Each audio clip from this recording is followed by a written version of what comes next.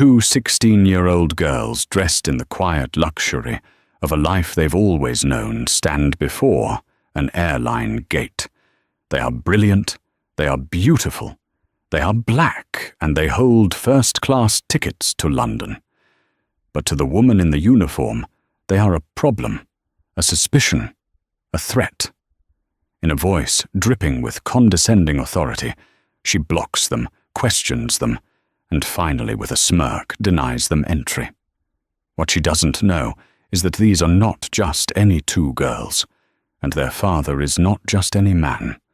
A single quiet phone call is about to be made, and in the next 10 minutes, every single flight for Apex Air nationwide will be brought to a screeching, unprecedented halt. The first-class lounge at John F. Kennedy International Airport was an oasis of manufactured calm. Muted jazz piano notes trickled from hidden speakers, mingling with the soft clink of porcelain and the hushed murmurs of the world's elite. For 16-year-old twins, Zola and Zara Devereaux, this was just another Tuesday. Zola, ever the vibrant one, scrolled through a fashion blog on her phone, her custom-beaded box braids clicking softly against her shoulders. She wore a tailored blazer over a vintage band t-shirt, a look that was effortlessly cool and impossibly expensive. Zara, her identical twin, was the quiet storm. She sat with a leather-bound journal open on her lap, her pen poised over a blank page. Her gaze was fixed on the sprawling tarmac outside the floor-to-ceiling windows, where massive Boeing 777s lumbered like gentle giants. She wasn't just looking. She was absorbing, analyzing the intricate ballet of ground crews, fuel trucks, and baggage carts. While Zola saw the world as a stage, Zara saw it as a complex system of interconnected parts. "Dad just texted," Zola said, not looking up. The Ethelred board meeting in London was moved up a day. He says to enjoy the extra 24 hours of freedom before he gets there. He booked the car to take us straight to the Connaught. "Good," Zara murmured, her focus still outside. More time for the V&A exhibit. Their lives were a series of such moments, seamless transitions between chauffeur-driven cars, exclusive lounges, and five-star hotels. Their father, Robert Devereaux, was the founder and CEO of Ethelred Technologies, a sprawling tech conglomerate with deep investments in everything from AI-driven logistics to aerospace engineering. His name didn't just open doors, it vaporized them. The girls had grown up knowing privilege, but Robert had worked tirelessly to instill in them a sense of gratitude and perspective. They volunteered, they excelled in their studies, and they were by all accounts exceptionally grounded for teenagers who had a private jet on standby. But today they were flying commercial. It was a grounding experience, as their father half joked. He wanted them to understand the world his company was helping to shape, not just float above it. Apex Air was one of Ethelred's key partners, utilizing their advanced logistical software to optimize flight operations. Flying with them was a show of corporate synergy. An announcement smooth as silk echoed through the lounge. Apex Air Flight 104 to London. Heathrow is now ready for first-class boarding at Gate B24. Zola snapped her phone shut. "Showtime. Let's see if British snacks are as bad as they say." Zara smiled, closing her journal. They gathered their carry-on bags of vintage Louis Vuitton for Zola, a sleek, functional Tumi for Zara, and made their way out of the serene lounge and into the controlled chaos of the main terminal. Gate B24 was a flurry of activity. Families were corralling restless children, and business travelers were talking loudly into their phones. The priority lane was short, and the girls stepped behind a man in a rumpled suit. When their turn came, they approached the counter, passports and boarding passes in hand. The gate agent was a woman in her late 40s named Brenda. Her name tag was slightly askew, and the smile on her face was a thin, brittle thing that didn't reach her tired eyes. She took their documents without a word, her gaze flickering from their passports to their faces, then back again. She scanned Zola's pass. Beep. Then Zara's. Beep. Her eyes narrowed. She tapped at her keyboard, a frown deepening the lines around her mouth. "There seems to be a problem with these tickets," she said, her voice flat and accusatory. Zola blinked. "A problem we checked in online this morning. Everything was confirmed." Brenda didn't look at them. She kept her eyes on the screen, typing with slow, deliberate keystrokes. "The system is flagging these seats. It says here they were purchased with a corporate account that has a fraud alert on it." Zara stepped forward, her calm demeanor a stark contrast to the sudden tension. "That's not possible. The account is Ethelred Technologies. It's my father's company. There's no fraud alert." Brenda finally lifted her head, and for the first time she looked at them directly. It was a look that stripped away their first-class tickets, their designer clothes, and their privileged upbringing. It was a look that saw two young black girls and drew a swift, ugly conclusion. "Ethelred Technologies." She repeated, a hint of a sneer in her voice. She picked up their passports, flipping through them with theatrical slowness. "And what does your father do at this company, girls?" "He's the CEO," Zola said, her voice taking on a defensive edge. "Robert Devereux." Brenda let out a short, sharp laugh that was closer to a bark. "Right, and I'm the Queen of England. Look, I don't know what kind of scam you two are trying to pull, but this is a full flight. These are $10,000 seats." She pushed their documents back across the counter. "I'm going to have to ask you to step aside." The world seemed to slow down. The ambient noise of the terminal faded into a dull roar in Zola's ears. The humiliation was a physical blow, hot and sharp. They were being accused of being thieves, of not belonging in a space they had occupied their entire lives. "You can't be serious," Zola stammered, her face flushing with anger. "Call your supervisor. Check the account details. My father's name is on it." "I don't need to call anyone." Brenda snapped her authority, puffing her up like a toad. She gestured to the next passenger in line. "Next, please." But Zola and Zara didn't move. They stood there rooted to the spot, two pillars of disbelief and indignation. The dream of London, the excitement, the simple act of travelling it, was all dissolving into a nightmare right there on the worn carpet of Gate B24. And the worst part wasn't Brenda's accusation. It was the cold, dismissive certainty in her eyes. It was the way she had looked at them and decided in an instant who they were. And she was wrong, dangerously wrong. The line behind them was growing a shuffling, murmuring snake of impatient travellers. Faces were turning, some curious, some annoyed. Zola felt 100 pairs of eyes on them, and the heat of her embarrassment intensified.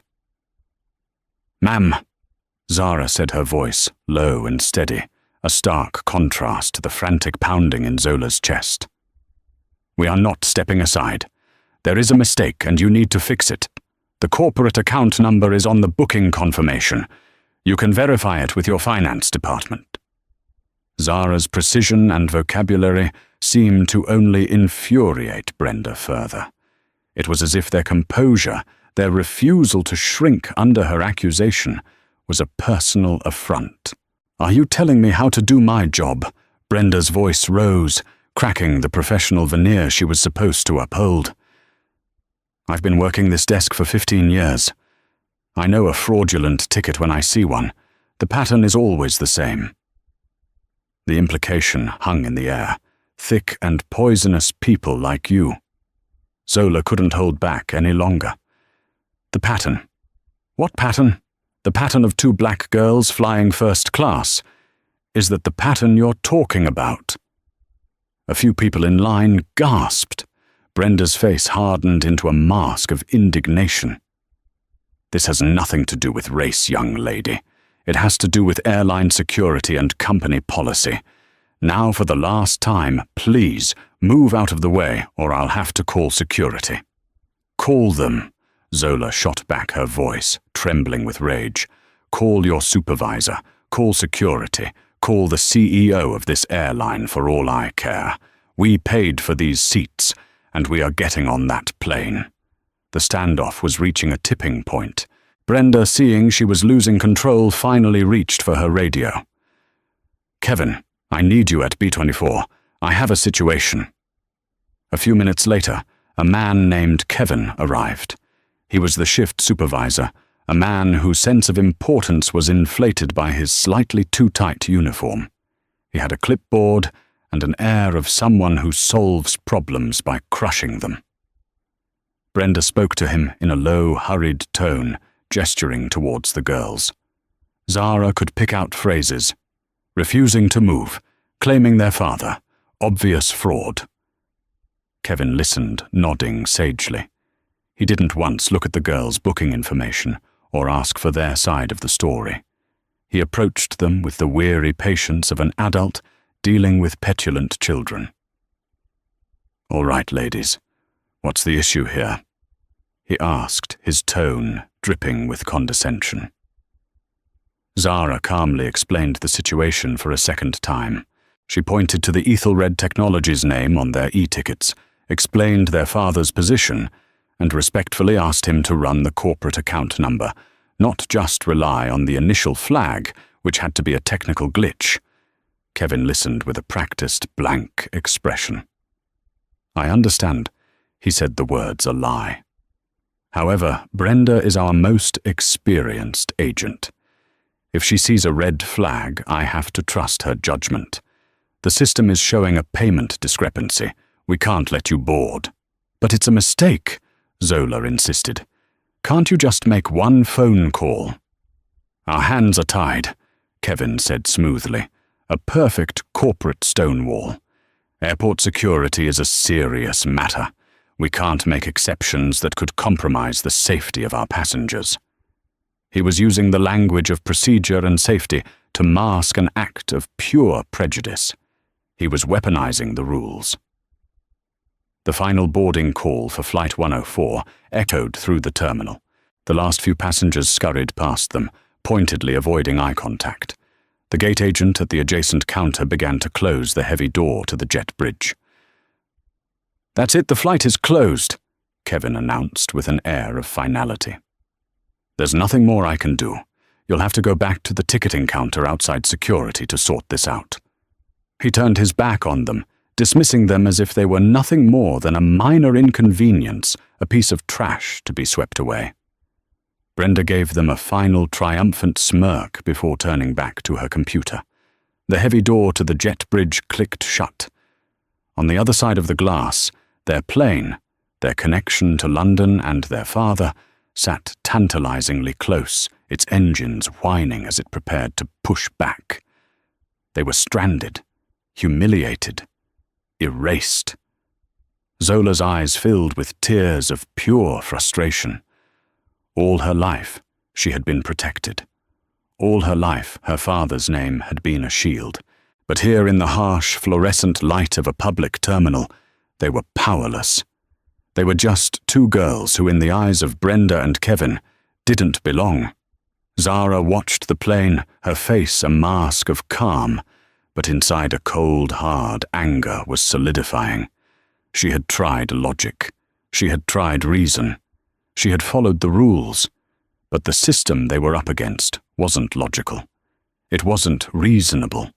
It was a wall, and she had just been slammed into it. She pulled out her phone. Her thumb hovered over her contacts. There was one number she had been instructed to use only in a true emergency. Their father had always been clear, not for a forgotten homework assignment, not for a silly argument with a friend. Only for when the world showed its true ugly face, and the shield was not enough. This Zara decided was a true emergency. She looked at the gate number B-24. She looked at Brenda's smug face. She looked at the closed door. Then she looked at her sister's tears. "It's okay, Zola," she whispered, her voice dangerously quiet. They closed the door. Now Dad's going to close the airport. She pressed the call button. The call connected on the first ring. Zara, is everything all right? Robert Devereux's voice was calm, but there was an undercurrent of paternal radar that could detect the slightest tremor of distress in his children from 3,000 miles away. No, Dad, Zara said, her voice perfectly level, betraying none of the seismic anger churning within her. We're at JFK, Gate B24. Apex Air denied us boarding for Flight 104 to London. There was a pause. On the other end of the line, Robert was in a sterile conference room in a Canary Wharf skyscraper overlooking the Thames. He swiveled in his leather chair, his focus snapping entirely from the quarterly projections on the screen in front of him to the sound of his daughter's voice. Denied you. On what grounds? They said our tickets were fraudulent. Zara continued, her eyes locked on Kevin, who was now laughing about something with Brenda. They claimed the Ethelred corporate account has a fraud alert. They refused to verify it. The supervisor backed up the gate agent. They just closed the door on us. Robert Devereux was a man who operated on data, on logic, on systems. He built and managed one of the most complex tech empires on the planet. He understood that glitches happened, but he also understood people. He heard the unspoken words in his daughter's tone. They didn't believe us. They didn't see us. What are the names of the employees? He asked, his voice losing its warmth, becoming clipped and precise. The gate agent is Brenda.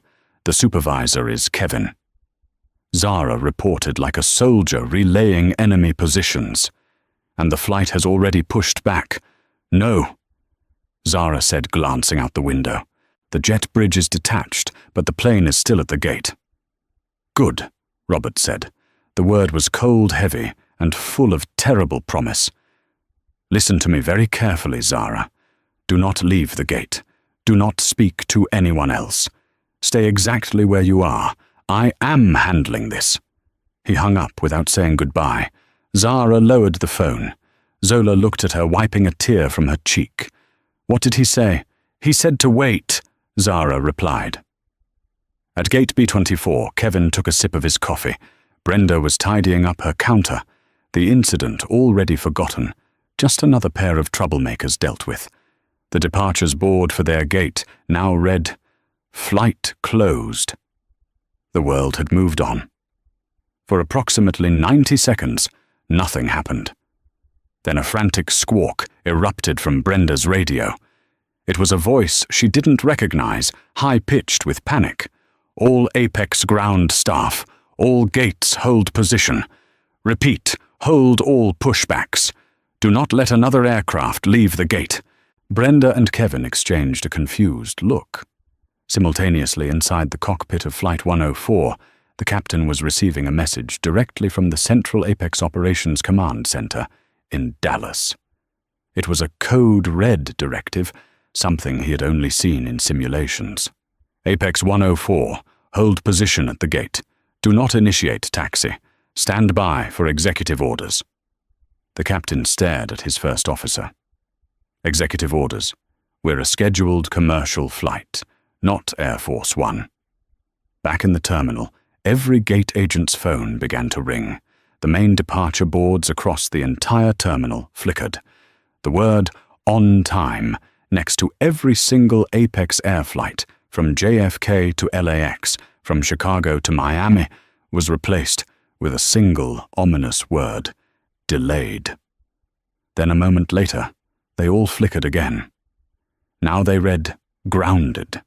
A ripple of confusion and anger spread through the terminal. Thousands of passengers suddenly had their travel plans vaporized. Phones were being pulled out. Angry voices were being raised at ticket counters. The controlled chaos of the airport was tipping into genuine mayhem. Robert Devereux had made 2 calls. The first was to Michael Price, the CEO of Apex Air. Robert didn't scream. He didn't threaten. He spoke in a voice that was eerily calm, which Price knew from their quarterly partnership calls was far more terrifying than any outburst.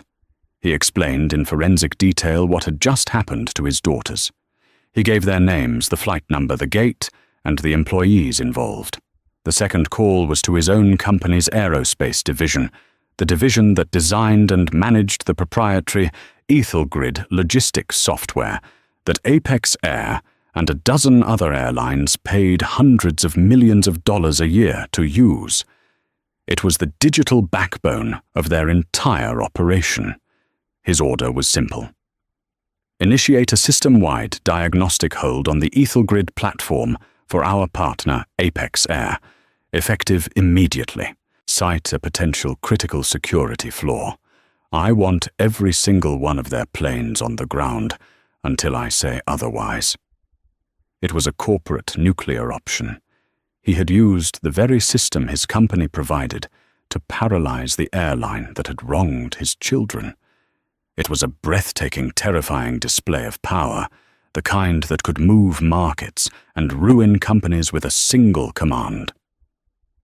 Back at gate B-24, a man in a pristine dark blue suit was now sprinting down the concourse, his shoes slapping against the polished floor. He was Desmond Cole, Apex Air's Vice President of East Coast Operations. His face was pale, and sweat beaded on his forehead. He skidded to a halt in front of the gate, his eyes wild with panic. He ignored Brenda and Kevin completely, his gaze scanning the area until it landed on the two teenage girls standing alone, watching the chaos unfold. He approached them cautiously, as if they were unexploded bombs. "Miss Devereaux?" he asked, his voice breathless. "Zola and Zara Devereaux." Zara nodded slowly. Desmond Cole looked like he was about to be physically ill. "On behalf of Apex Air, my God, please accept my most profound apologies. There has been a catastrophic misunderstanding." He was stammering, his corporate Polish cracking under the immense pressure. He turned to Brenda and Kevin, and the fear in his eyes was replaced by a rage so pure it was almost beautiful. "You too," he snarled. "You have no idea what you've just done." The jet bridge, which had been retracted, suddenly whirred back to life, extending slowly, inexorably back towards the door of Flight 104. The flight which had been closed was about to be reopened. For 2 passengers. The wall of authority had not just been breached, it had been pulverized into dust. The sound of the jet bridge reconnecting to the aircraft was a mechanical groan that echoed the collective gasp of the onlookers at nearby gates. The spectacle was unprecedented. An entire airline, frozen in its tracks, was now bending its will to reverse the decision of a single gate agent. Brenda and Kevin stood frozen, their faces a canvas of disbelief, shifting to dawning horror. The world they knew, a world of rules they could interpret, of power they could wield over weary travelers, was collapsing in on them. Kevin's clipboard slipped from his limp fingers and clattered to the floor. Desmond Cole, the VP, was still profusely apologizing to the twins. "Your father," he called Mr. Price directly. "We are rectifying this immediately. Your plane is waiting. Your seats are waiting." Zola, who had been silenced by shock, finally found her voice. "What about all the other flights? What about all these people?" She gestured to the packed terminal, where confusion was curdling into anger. "That," Desmond said grimly, "is being handled. The priority right now is you." Just then, the captain and first officer of Flight 104 emerged from the newly opened jet bridge door, their faces etched with confusion. They saw the VP, the 2 girls, and the shell-shocked gate agents. The captain, a veteran with 30 years in the cockpit, walked straight to Desmond. "What in God's name is going on? Des Operations Command is dark. They told us to hold for a corporate mandate. I've got 200 passengers on board, asking why we haven't pushed back." Desmond looked past the captain, towards Brenda and Kevin. His voice dropped to a low, venomous hiss. "Pack your personal belongings, both of you. Your IDs are revoked. An HR escort will meet you at the employee exit. You are terminated effective immediately." Brenda opened her mouth to protest, a reflexive gasp of defiance, but no words came out. The reality of the situation hit her like a physical force. 15 years of service, of seniority, of petty tyrannies at the gate, all of it erased in 15 seconds.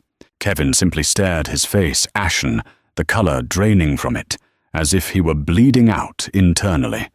The firing was brutal, public, and absolute. Several passengers were now recording the scene on their phones. The story was already taking shape online. Suddenly, a path cleared through the throng of onlookers. 2 imposing men in dark suits appeared, first followed by Robert Devereaux himself. He wasn't supposed to be in New York.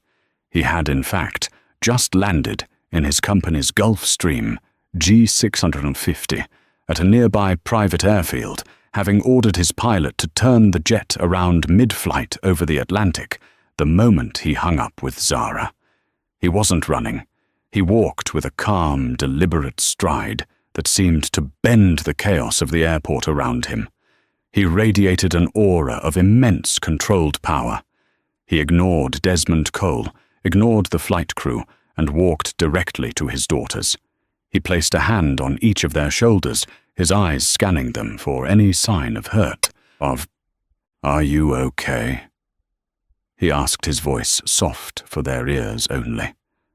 Both girls just nodded, the adrenaline of the last hour finally giving way to the profound relief of seeing him. Only then did Robert turn his attention to the corporate wreckage around him. He looked at Desmond Cole. "Is the situation resolved?" "Yes, Mr. Devereaux." Desmond said, his voice straining. "Completely. They're ready to board at your convenience." Robert then looked for the first and only time at Brenda and Kevin, who were being flanked by airport security, their faces masks of public humiliation. He said nothing to them. He didn't need to. His very presence was a judgment. He had passed a sentence, not with anger, but with the cold, indifferent calculus of a CEO deleting a line of corrupted code. "Zola, Zara," Robert said, turning them towards the jet bridge. "Let's go to London." As they walked onto the plane, the first-class cabin crew greeted them with wide, terrified smiles. The other passengers stared, finally understanding that the 2 young girls they had seen being harassed at the gate were the cause of this global disruption. Once they were seated, Robert made one final call to his head of software engineering. "Release the hold." And just like that, across the country, the Ethelgrid system blinked back to life. Departure boards flickered from grounded back to delayed. The colossal machine of Apex Air began to slowly, painfully grind back into motion, but the damage was done. By the time Flight 104 was climbing over the Atlantic, the story had gone supernova. A passenger's video of Brenda and Kevin's public firing was on Twitter, racking up millions of views. The hashtags "Warj Apex Air Shame" and "Orchan Devereaux Daughters" were trending worldwide. News outlets from CNN to the BBC were scrambling to piece together the story of how one of the world's richest men had single-handedly grounded an entire airline to avenge the mistreatment of his children. Apex Air's stock was already in free fall in after-hours trading. Their PR department was in meltdown. In the quiet, rarefied air of the first-class cabin, Zola and Zara finally began to process the whiplash of the day. They had gone from humiliated victims to the epicenter of an international incident. They had felt powerless, and then they had witnessed a display of almost unimaginable power. It was a dizzying, unsettling feeling. Justice had been served swiftly and decisively. But as they looked out the window at the endless expanse of the night sky, a question lingered. Was this justice, or was it just a different kind of power play? The machine that had crushed them had been crushed in turn, but the machine itself was still there. And the world was full of girls who looked just like them, who didn't have a father who could stop the world for them. The reckoning had been spectacular, but the story they would soon realize was far from over. The viral explosion of the JFK incident was only the beginning. For the first 48 hours, the narrative was simple and satisfying. Racist employees get their comeuppance thanks to a powerful father. Apex Air issued a series of increasingly groveling public apologies. Brenda and Kevin became digital effigies, their faces plastered across tabloids and meme accounts, symbols of modern-day bigotry. Robert Devereaux was lauded in some circles as a hero father and castigated in others as a ruthless oligarch who treated a public company like his personal fiefdom. But in the crowded, messy ecosystem of the 24-hour news cycle, simple narratives rarely stay simple for long. The thread that would unravel everything was picked up by Penelope Shaw, an investigative journalist for the New York Ledger. Penelope wasn't interested in the viral outrage. She was interested in systems. She saw the story not as a drama about one family, but as a symptom of a deeper corporate sickness. Her guiding question wasn't, what did Brenda do? But why did Brenda feel so empowered to do it? Her first calls were to disgruntled former Apex Air employees. She found a rich vein of discontent. Most spoke off the record fearing corporate retaliation, but they all told a similar story. In the past 2 years, the company culture had shifted. A new aggressive focus on security and asset protection had been implemented from the top down. It started after they brought in Veritas Consulting, one former flight attendant told her. They rolled out this mandatory training program for all customer-facing staff. They called it Enhanced Security Profiling, or ESP. Penelope's journalistic instincts tingled. Veritas Consulting. The name was familiar, a high-priced, notoriously discreet firm that specialized in corporate restructuring and risk management. She dug into Veritas. They had no public client list, but by cross-referencing SEC filings and industry reports, she found their fingerprints on several major corporations that had recently faced discrimination lawsuits. A pattern began to emerge. Veritas would come in, promising to streamline operations and enhance security, and what followed was often a trail of HR complaints and legal trouble. The real breakthrough came from a source deep inside Apex Air's corporate headquarters in Dallas, a mid-level HR manager who was horrified by the Devereaux incident and felt a moral obligation to speak out. Anonymously, he forwarded Penelope a series of internal documents. Among them was the entire training manual for the ESP program. Penelope spent a night poring over the 100-page PDF, her highlighter running dry. The language was couched in sterile corporate jargon, non-traditional revenue streams, high-risk passenger indicators, asset loss mitigation. But the subtext was chillingly clear. The program trained employees to identify suspicious passengers based on a checklist of deeply biased criteria. The indicators included things like passengers flying on routes inconsistent with their apparent socioeconomic profile, use of high-value corporate credit cards by individuals who did not fit the executive demographic, traveling with luxury goods that seemed disproportionate to their appearance, an overly detailed or rehearsed-sounding knowledge of their travel plans. It was a step-by-step guide to institutionalizing prejudice. It gave employees like Brenda a corporate-sanctioned framework to justify their ugliest instincts. Zola and Zara Devereaux, two articulate, well-dressed black teenagers flying first class on a corporate account, had ticked nearly every box on the biased checklist. Their poise, their intelligence, their very presence in that privileged space had been twisted into evidence against them. But the most damning document was a signed contract.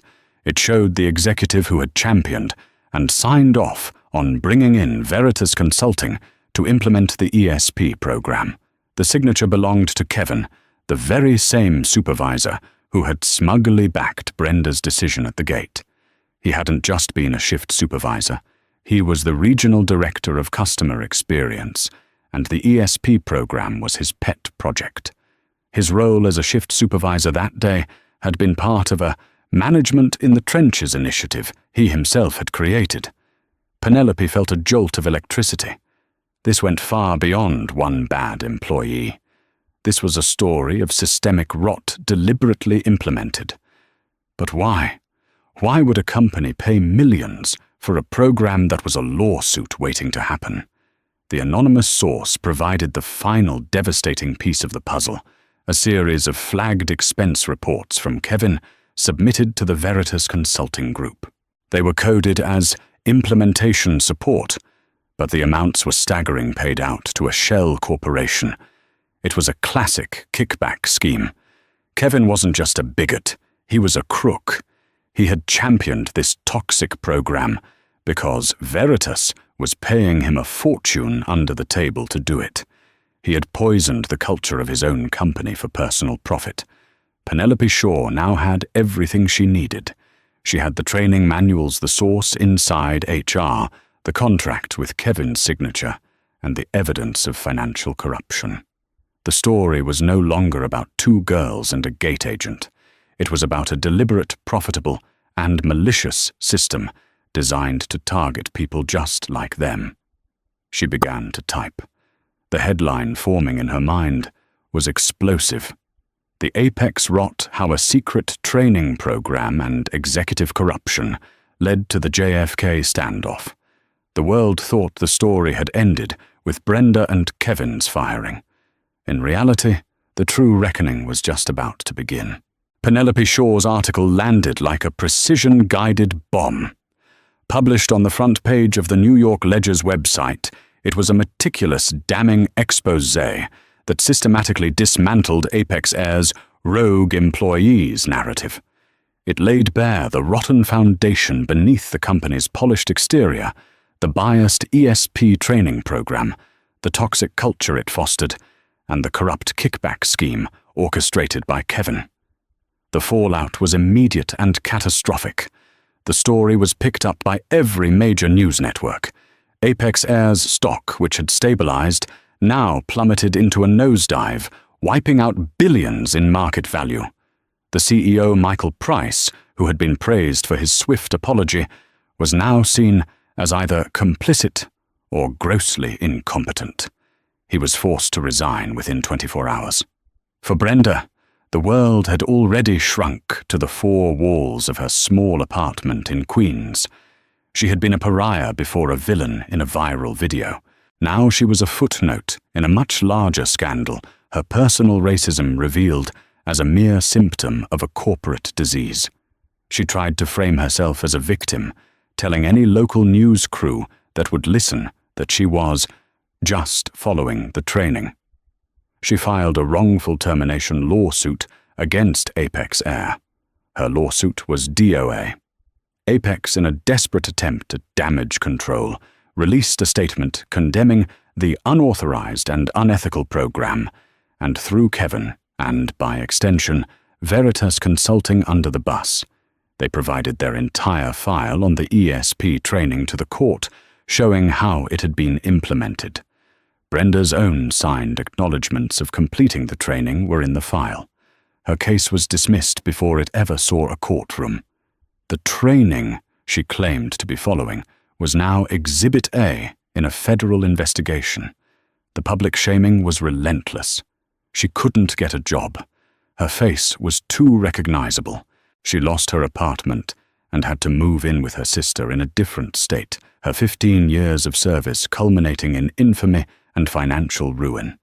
The petty power she had cherished was gone, replaced by the crushing powerlessness she had inflicted on others.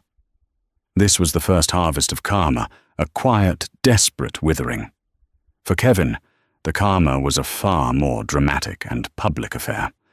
Penelope's article had not just exposed his corporate malfeasance, it had documented his financial crimes. The FBI, already alerted by a whistleblower call from Penelope's anonymous source, raided his suburban New Jersey home at dawn. News helicopters hovered overhead, capturing images of federal agents carrying out boxes of documents and computer equipment. Kevin, the man who had smugly lectured the Devereaux twins about security and procedure, was led from his house in handcuffs, his face a mask of shocked indignation. He was charged with wire fraud, conspiracy, and money laundering. The kickbacks from Veritas Consulting totaled over $2 million. He had sold his company's soul and endangered its very existence for a new boat and a luxury SUV. His defense was a pathetic spectacle. He tried to claim the payments were legitimate consulting fees, but the Shell Corporation and the offshore accounts told a different story. His former colleagues, eager to distance themselves from the scandal, testified against him.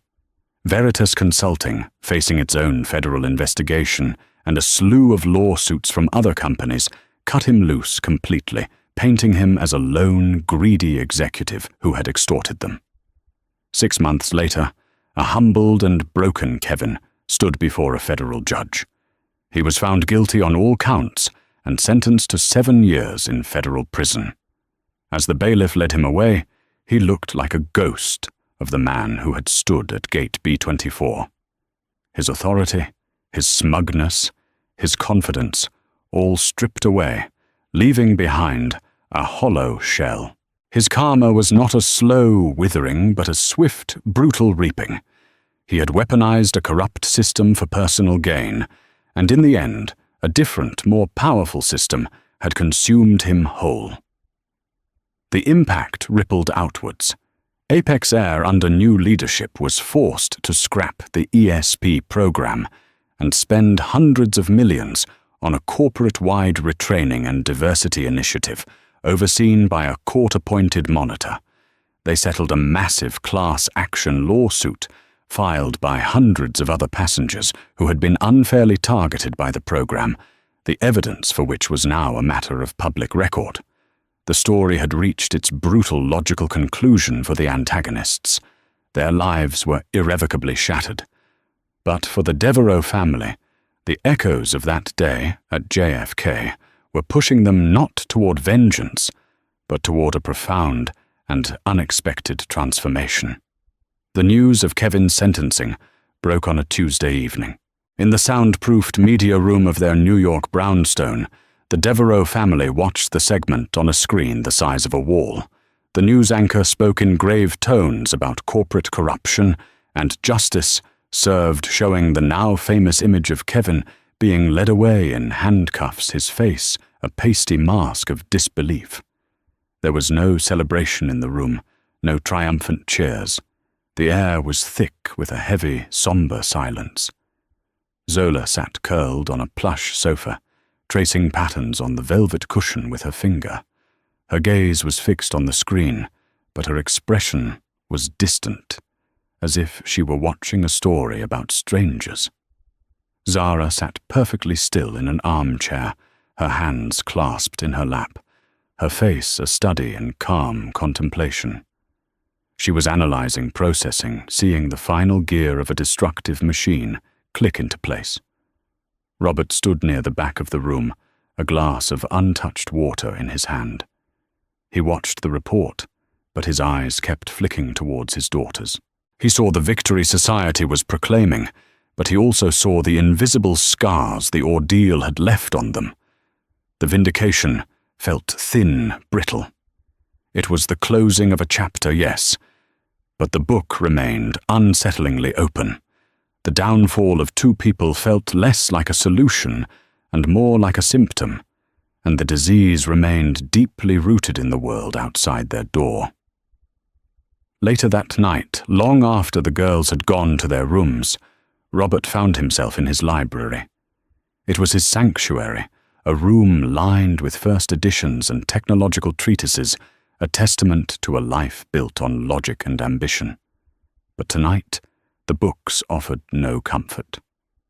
He bypassed his massive mahogany desk and walked to the mantelpiece where a silver-framed photograph sat. It was of Zola and Zara at age 7, all missing teeth and joyous identical smiles, their arms thrown around his neck. He had built an empire to give them the world to construct a fortress of opportunity and privilege so high that no harm could ever reach them. He had failed. He replayed Zara's call in his mind, the terrifying calm in her voice, a testament to a strength he hadn't known she'd been forced to build.